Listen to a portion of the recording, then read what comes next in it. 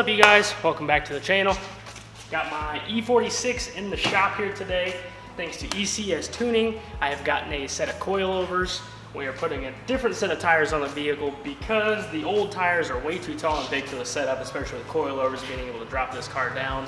So today we're doing a coilover install, slapping some new tires on the wheels, and getting this ride height set. That way it looks real minty. Excited to bring you guys with me here. Again, big shout out to ECS Tuning for giving us the setup here on coilovers. I've got some different studs that are on the way, so we don't have to use normal nuts as well, but those have not gotten here yet. And to be honest with you, I can't wait any longer to install these coilovers because I'm tired of driving this car at stock ride height. So excited to get this coilover install done and ready to get it sitting low. Again, stock ride height, lowered, yes. Got the box coilovers, went ahead and just kind of cut them open because I looked at them previously.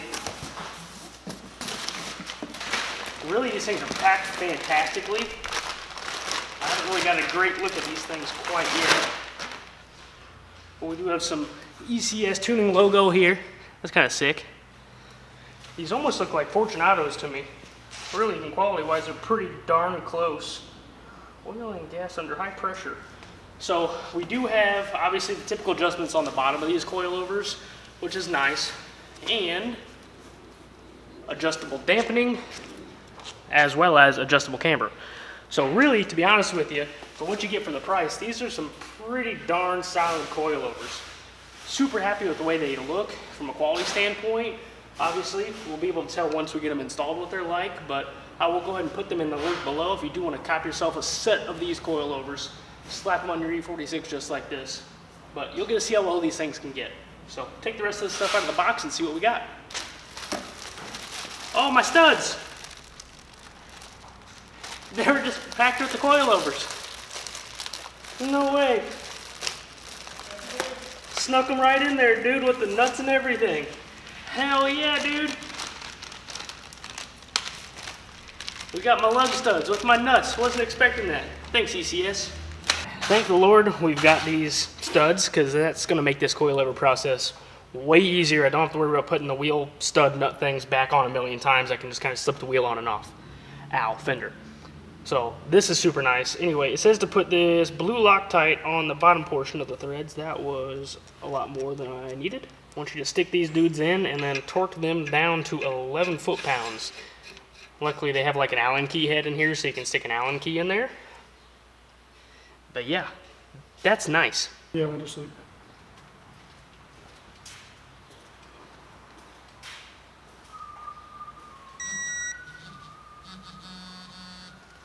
Sick. Let me tell you, if it was me, I'd probably jam something down here on the rotor so you don't have to literally grip the rotor with your hand, but for 11 foot-pounds, it's fine.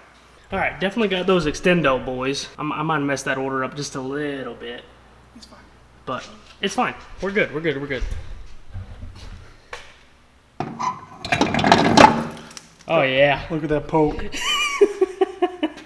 Yeah, it'll be fine. Talk about a difference here. Got the factory strut versus the ECS coilover.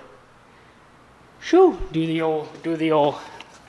We riding spinners, boy. Yeah. Trying to.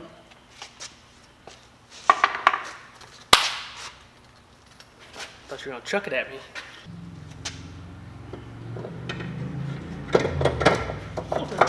We have some sliding room too. Nice. ECS for the win over here. Shoo! Can't really see it up in there right now. That's nice, dude. E46 so far seems pretty simple. Got the sway bar link that most cases these things kind of struggle to get out of here. And we went ahead and got the nut off, but I can't get that one out right now. Anyway, so we got one 18mm bolt on the bottom side that's holding the strut to the knuckle, and then we've got three, I think 13mm up top, and then this pretty well thing just drops right out and the new one slides right in. Super simple, super easy. We'll jump right to it here, slap the new one in, see how low we can get. Let's get wild. All right, that helped.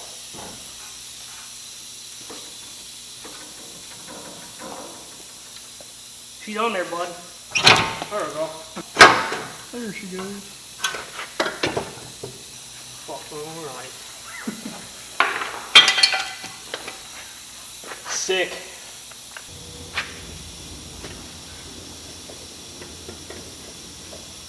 At this point, I've almost found it's easier just to drop the cart straight into the hole. You ready for the droppage? Yeah, I'm good.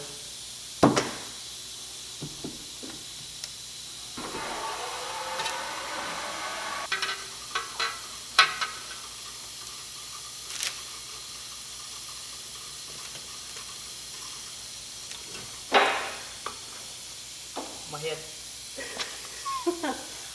We're in the hole? Okay. Keep on going just a little bit further.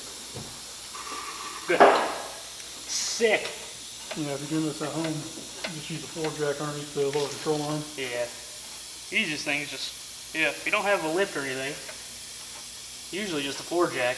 Really even having a lift though, we end up doing this on the ground 90% of the time because it's easier than jacking it up and dealing with all that stuff, so. Alright.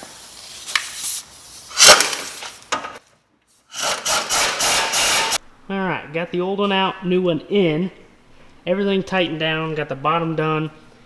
Got ride height, I think, to be like a good starting point at this point, and then we can kind of work up and down there. I did not tighten up the sway bar links right now, but I think that'd be a good ride height to start out with. We'll jump to the back, get the back done so we can drop this thing on the ground, and then we can match all four corners. For the back side here, since it is a separate spring and shock assembly, once we take off the bottom bolt here for the shock, right there, pretty well this whole thing drops down. That coil spring can be pried out of place, and then we come into the trunk here, and you can see all the way over there the top hat for the shock. Come to the side that is done, and then we're gonna have the ECS coil spring and ECS shock. We'll drop it on the ground, set ride height with the shock not attached, and then at the end we will figure out how we need to adjust the shock. So pretty simple process, front and back. It's really taken us, I don't know, for the front and back, maybe 30 minutes now at this point. So it's not bad, super easy process once we get working on it. Really happy with the quality of things so far. It seems like it's all bolted up and came together quite nicely. So we're gonna get moving, hop to the other side, show you guys how to get that side apart real quick, or pop that apart I should say, not really show you, but just do it. And then let's drop this thing on the ground, see what we got. Go for it, drop her down, bud. You're on it? All right, we're gonna relieve a little bit of stress here on the, I guess, shock and coil spring combo, kind of take up a little bit so the spring is not pushing the shock all the way down. So relieve a little bit of stress off there. This bolt will pop right out once we hook air up to the impact again.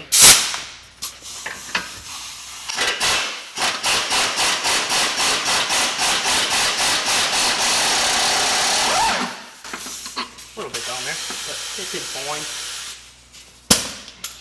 And now up and away? Up and away we go. And then this whole thing should pretty well drop down. Like so. Nice and simple. Or Joe, your human pry bar. Coil spring pops out of there. Unlike the fronts, it's got a perch that'll sit on the bottom here, and that'll bolt directly to the lower control arm. And then the coil spring will sit right inside of that. See these a little bit in the way. There we go. There we go. Bolt pokes up, perch goes right on. We'll tighten up that bolt once it's back up in the air, but for now, as long as it's kind of sitting stable, we'll be fine. Perch is in, snug down a little bit. Coil spring can just kind of slide right on. There is an upper perch that's going to sit in. Something like that. Something along those lines. So we got two 13mm nuts at the top of the shock. Once you get those out, the shock pretty well just drops right down. Nice. Super easy. Pop in the new one. We'll feed the new one right back up in the same place. Well, Mr. Joe up top tightens those nuts down. And at this point, we can pretty well slap the wheels back on it. Get this thing dropped down so we can adjust ride height, figure out where we need ride height at, and then slap everything back on from a shock standpoint so then we can dial in the shock travel height. She's gonna be sitting nice, Joe. She's gonna be sitting nice. Joey! Front's already way tucked up in there. We got Joe's fancy jack stands over here that he made. But that's the first drop. I think the fronts I've gone up probably about 1.5 inches. The rears aren't really 100% bottomed out quite yet. but they're pretty good. I'd like to technically get like another 1/2 inch out of the back end here, so we'll see if maybe we can get some adjustment in that to drop it down just a little bit more, but if not, we'll have to match the backs to the fronts, and I really don't think that's horrible. It's looking pretty good, looking pretty good. Now comes the fun of just dialing in each corner to where it needs to be.